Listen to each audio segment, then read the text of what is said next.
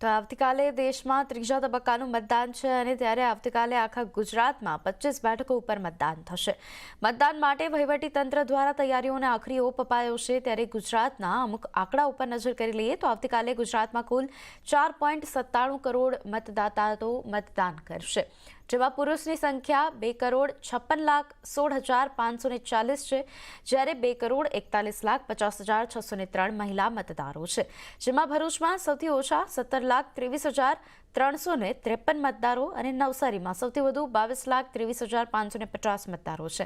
ત્યારે આવતીકાલે ગુજરાતમાં 19 મહિલાઓની સામે કુલ 266 ઉમેદવારે ચૂંટણી મેદાન પર ઉતર્યા છે।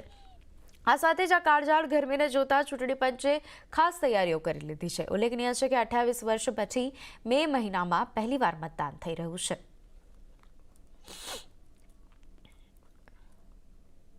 રાજ્યમાં કોઈ પણ જગ્યાએ અનિચ્છનીય બનાવ ન બને અને શાંતિપૂર્ણ માહોલમાં કોઈ પણ પ્રકારના પ્રલોભન કે ડર વિના તેમજ પારદર્શી રીતે મતદાન પ્રક્રિયા પૂર્ણ થાય તે માટે વહીવટી તંત્ર સુસજ્જ છે। મતદારોને મતદાન કરવામાં સુલભતા રહે તે માટે તમામ મતદાન મથકો ભોંયતળિયે બનાવવામાં આવ્યા છે। ત્યાં પીવાના પાણી, શૌચાલય, દિવ્યાંગ અને વરિષ્ઠ મતદારો માટે રેમ્પની સુવિધા વગેરે વિભિન્ન સુવિધાઓ ઊભી કરવામાં આવી છે। આ ઉપરાંત જે તે વિસ્તારની સંસ્કૃતિ અને ખાસિયત મુજબ 175 જેટલા આદર્શ મતદાન મથક પણ તૈયાર કરવામાં આવ્યા છે। તો આવતીકાલે ગુજરાતની 25 સહિત 92 લોકસભાની બેઠકો ઉપર મતદાન થશે। ગુજરાતમાં આ વખતે ઘણા મુદ્દાઓ રહ્યા અને તે અંગે સમગ્ર વિગતો આપવા માટે જોડાયા છે સહયોગી નીરજ કંસારા આપણી સાથે। નીરજ, જણાવો કે કયા મુદ્દા આ વખતના ખાસ રહેવાના છે ગુજરાત ચૂંટણીને લઈને અને મતદાનનું ગણિત શું છે? લોકસભાનો સંગ્રામ હવે ત્રીજા ચરણમાં પહોંચી ગયો છે અને ત્રીજા ચરણની અંદર ગુજરાતની રણભૂમિ ઉપર આ સંગ્રામ થવાનો છે। ગુજરાતમાં કુલ 26 બેઠકો લોકસભાની આવેલી છે, પરંતુ યાદ રાખજો 7 મેના રોજ માત્ર 25 બેઠકો પર અહીંયાથી ખાસ કરીને મતદાન થવાનું છે। 2014 અને 2019ની વાત કરીએ તો તમામ બેઠક પર આપણને ભાજપની જીત મળતી જોવા મળી હતી, પરંતુ 2024માં સુરત બેઠક પર બીજેપી અત્યારથી જ બિનહરીફ વિજેતા જાહેર થઈ ગયું છે। એટલે હવે માત્ર 25 બેઠકો એવી છે કે જ્યાં આગળ મતદાન થશે।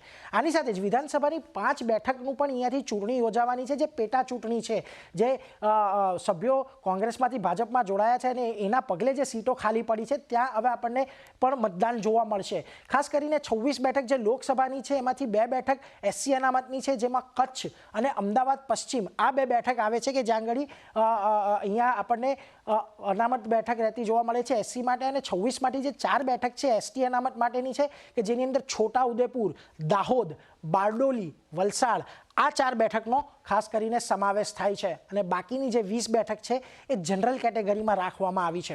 હવે એક વખત મતદારોનું પણ ગણિત સમજી લઈએ કે ગુજરાતમાં શું ઇમ્પેક્ટ છે। તો જુઓ, 4.94 કરોડ જેટલા કુલ મતદારો છે, એમાંથી પુરુષ મતદારોની સંખ્યા લગભગ 2.54 કરોડ જેટલી છે।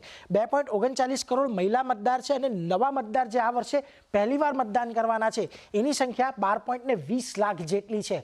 કઈ બેઠકો પર કેટલા ઉમેદવારો છે એનું એક વખત જોઈ લો તો જો કચ્છ પર 11 જેટલા ઉમેદવારો ઉભા રહ્યા છે, સુરેન્દ્રનગર, જામનગર આ બંને બેઠકો એવી છે કે 14 જેટલા ઉમેદવારો છે, સાબરકાંઠા અને ગાંધીનગરમાં પણ 14 જેટલા ઉમેદવારો ચૂંટણી લડી રહ્યા છે। પરંતુ ખાસ કરીને જે સૌથી વધારે આપણને ઉમેદવારો જોવા મળ્યા છે એમાં જો અમદાવાદ પૂર્વની બેઠક છે, લગભગ 18 જેટલા ઉમેદવારો અહીંયા ઊભા છે અને બારડોલીમાં સૌથી ઓછા એટલે કે 3 જેટલા ઉમેદવારો અહીંયાથી ઊભા છે। કુલ 266 જેટલા ઉમેદવારો અહીંયાથી આપણા ગુજરાતની અંદર લડી રહ્યા છે। કઈ મહત્વની બેઠક છે એના પર એક વખત નજર કરી લઈએ। ગાંધીનગરની બેઠક અમિત શાહ લડી રહ્યા છે, સામે સોનલ પટેલ છે। ભાજપનો દાવો છે કે અહીંયા 10 લાખની લીડથી તેઓ ગાંધીનગરની બેઠક જીતવા માંગે છે। અગાઉ પણ 2019માં અમિત શાહ બહુ મોટી લીડથી જીત્યા હતા, એટલે અહીંયા એક નજર રહેશે। બીજી રાજકોટની બેઠક છે, પરસોત્તમ રૂપાલા અને પરેશ ધાનાણી કોંગ્રેસ તરફથી અહીંયા આમને સામને છે। ખાસ કરીને પરસોત્તમ રૂપાલાએ જે ક્ષત્રિયનો આખો વિવાદ થયો એને લઈને આ બેઠક અત્યારે ચર્ચાનું કેન્દ્ર બની રહેલી છે। પોરબંદરની અંદર જોઈ લો, મનસુખ માંડવિયા સામે લલિત વસોયા છે। મનસુખ માંડવિયા કેન્દ્રીય મંત્રી તરીકે, હેલ્થ મિનિસ્ટર તરીકે સારી એવી ભૂમિકા નિભાવી છે. લલિત વસોયા પણ પાટીદાર નેતા છે એટલે એમનું પણ એક ખાસ એવું પ્રભુત્વ છે. ખેડાની અંદર દેવુસિંહ ચૌહાણ કે જે રાજ્ય કક્ષાના મંત્રી હતા કેન્દ્ર સરકારની અંદર, એવો અહીંયાથી ચૂંટણી લડી રહ્યા છે. સામે કાળુસિંહ ડાભીને કોંગ્રેસે ટિકિટ આપી છે અને નવસારીમાં CR પાટીલ કે જે પ્રદેશ અધ્યક્ષ છે તેઓ પોતે અહીંયાથી ચૂંટણી લડી રહ્યા છે. નૈસદ દેસાઈ કોંગ્રેસમાંથી ઘણા પીઢ નેતા છે ત્યાંથી એમને ઉતારવામાં આવ્યા છે. પરંતુ ખાસ વાત વડોદરા અને સાબરકાંઠા બેઠકની કરવી છે, કારણ કે જો હેમાંગ જોશીને ટિકિટ તો આપવામાં આવી છે પરંતુ આ બંને બેઠકો એવી છે વડોદરા અને સાબરકાંઠા કે જ્યાં આગળ ઉમેદવાર બદલવામાં આવ્યા હતા. સાબરકાંઠા પર ત્યારબાદ શોભનાબેન બારૈયાને ટિકિટ આપવામાં આવી એટલે અહીંયા પણ આ બંને બેઠકો ખાસ મહત્વની થઈ રહેવાની છે. બીજી એક જામનગરની બેઠક છે કે જ્યાંથી પૂનમ માડમને જે ભાજપે ટિકિટ આપી છે અને જેપી મારવિયા કોંગ્રેસ તરફથી લડી રહ્યા છે. હવે આ બેઠક એવી છે કે જ્યાં આગળ ક્ષત્રિય ફેક્ટર સૌથી વધારે કામ કરતું જોવા આપણને મળી શકે છે. એમાં એક ભાવનગરની પણ બેઠક છે કે જ્યાં નીમુબેન બામણિયા છે અને આપના ઉમેશ મકવાણા લડી રહ્યા છે. ખાસ કરીને આ બેઠક એટલા માટે પણ મહત્વની છે કે કોંગ્રેસ અને આપ વચ્ચે જે ગઠબંધન થયું છે એમાંથી 2 બેઠક આપના ફાળે ગઈ છે, જેમાંથી એક ભાવનગરની બેઠક છે, બીજી ભરૂચની બેઠક છે કે જ્યાં આગળ મનસુખ વસાવાની સામે ચૈતર વસાવા એટલે કે વસાવા વર્સિસ વસાવાનો જંગ થવાનો છે. પરંતુ ખાસ વલસાડની બેઠક અહીંયાથી ખૂબ મહત્વની. ધવલ પટેલ બીજેપીમાંથી અને અનંત પટેલ કોંગ્રેસમાંથી ઉતર્યા છે. ધવલ પટેલ એક યુવા ચહેરો છે દક્ષિણ ગુજરાતના વલસાડમાં અને ખાસ કરીને અનંત પટેલ જે આદિવાસી પટ્ટો છે ત્યાં આગળ સારું એવું પ્રભુત્વ ધરાવે છે એટલે અહીંયા પણ એક ઇન્ટરેસ્ટિંગ લડાઈ થવાની છે. પરંતુ જે ખાસ મુદ્દાઓ આપણને ચૂંટણી દરમિયાન રહેતા દેખાયા એમાં સૌથી પહેલો તો જે ક્ષત્રિય સમાજની પરસોત્તમ રૂપાલાથી નારાજગી હતી એ છાપરે ચડીને પોકાર્યો. હાલમાં નરેન્દ્ર મોદી વડાપ્રધાન પણ ગુજરાતની અંદર રેલી કરવા આવ્યા હતા ત્યારે તેમણે પણ આ મુદ્દે થોડુંક ઠંડા પડે ક્ષત્રિયો એવો પ્રયાસ કર્યો હતો. ત્યારબાદ રાહુલ ગાંધીએ જે રાજા રજવાડા પર નિવેદન આપ્યું હતું એનાથી પણ ક્ષત્રિયો અહીંયાથી આપણને નારાજતા ખાસ કરીને જોવા મળ્યા હતા.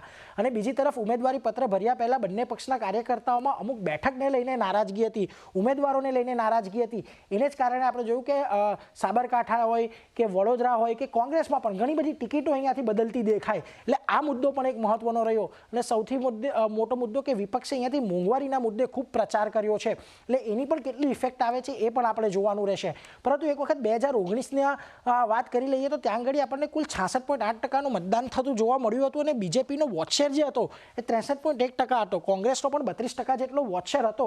પરંતુ 2019 બાદ આપણે 2022ની વિધાનસભાની પણ બેઠક જોઈ જ્યાં આગળ બીજેપીનો વોટશેર 52% હતો અને કોંગ્રેસ અને આપનો વોટશેર 40.2% જેટલો હતો. હવે અહીંયા ભેગું બતાવવાનું રીઝન એટલું છે કે હવેની જે ચૂંટણી છે તેમાં કોંગ્રેસ અને આપ બંને સાથે મળીને લડી રહ્યા છે એટલે ઘણું ઇન્ટરેસ્ટિંગ ફેક્ટર થઈ રહેવાનું છે. 7મી મેના રોજ અહીંયાથી આપણને મતદાન થતું દેખાશે અને લોકશાહીના ઉત્સવમાં લોકશાહીના સંગ્રામમાં તમે પણ જોરશોરથી અને ઉત્સાહથી ભાગ લો એવી જ બસ અમે અપીલ કરીએ છીએ.